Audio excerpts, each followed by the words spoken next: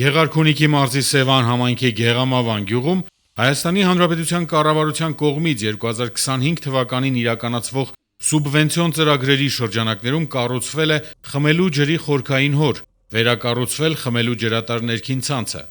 Գեղամավանի խորքային հորի կառուցման եւ խմելու ջրատար ներքին ցանցի վերակառուցման ծրագրի պայմանագրային արժեքը 37 միլիոն 770 հազար դրամ է, որի 75%-ը համաֆինանսավորվել է Հայաստանի Հանրապետության կառավարության կողմից, 25%-ը համաֆինանսավորվել է Սևան համայնքի բյուջեից։ Աշխատանքները ներառել են 3251 գծամետր ջրագծի վերակառուցման եւ խորքային հորի կառուցման բաղադրիչներ։ Կառուցվել է խորքային հորի սանիտարական գոտու ցանկապատ։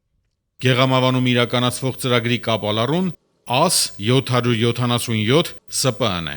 Կենսական նշանակություն ունեցող այս ենթածրագրի շնորհիվ հնարավոր է դառնում լուծել բնակավայրում տասնամյակներ շարունակ առաջնահերթություն ներկայացնող խմելու ջրի խնդիրը, որը նպաստելու է բնակիչների կյանքի որակի եւ կենցաղավարության բարելավմանը։